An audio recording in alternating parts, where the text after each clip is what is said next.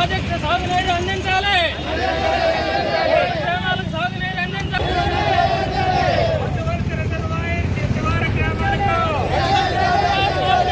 గ్రామాలకు అందించాలి.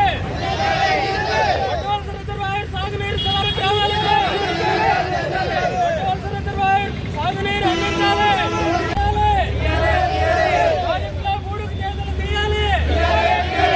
పంటలు కాపాడాలి. రైతుల ఆత్మహత్యలు ఆగాలి. మట్టువలస రిజర్వాయర్ నీరు అందరికీ అందుతుందని అపోహలో ఉన్నారు. ఆ గ్రామాలు పంటలు సస్యశ్యామలంగా పండుతున్నాయని అనుకుంటున్నారు.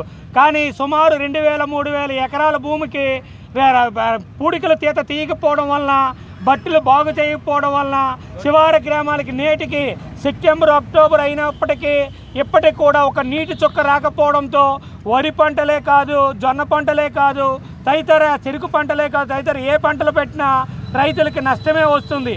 ఈనాడు రైతు అనేటటువంటి వాడు వ్యవసాయం చేయడమే కష్టంగా ఉంది. అటువంటి తరుణంలో వ్యవసాయం చేయడానికి ఏ ఆధారం లేక వ్యవసాయం చేయడానికి ముందుకు వస్తున్నప్పటికీ మట్టువలస రిజర్వాయర్ ఆయకట్లు ఉన్నప్పటికీ మాకు నీరు అందకపోవడం చాలా దారుణం. ఈ విషయాన్ని గుర్తించి మా యొక్క బాధల్ని తెలుసుకొని ఆ పని, నీరు వచ్చే పని చేస్తారని మనస్ఫూర్తిగా విన్నవించుకుంటున్నాం. దస్తులు సెట్ చేయడం జరుగుతుంది కానీ నీరు రావట్లేదు. ఎన్ని సంవత్సరాల నుంచి జరగలేదు. అలాగే కాలువల్లో పూడుకు తీత నేటికి ప్రాజెక్ట్ స్థాపించిన నుంచి కూడా ఈ రోజు కూడా ఇప్పుడు కూడా పూడుకు తీత పనులు అనేవి జరగకపోవడం వల్ల గొట్లు నానాటికి దిగజారిపోయి ప్రాజెక్టులో నీరు విడిచిపెట్టమంటే గొట్లు కొట్టుకుపోతాయని అధికారులు చెప్పడం, చివరి గ్రామాలకు రమ్మంటే మీరే రండి, బట్టల మీదకి మీరు వచ్చి తీసుకెళ్ళండి అనే విధంగా పరిస్థితి తయారైంది.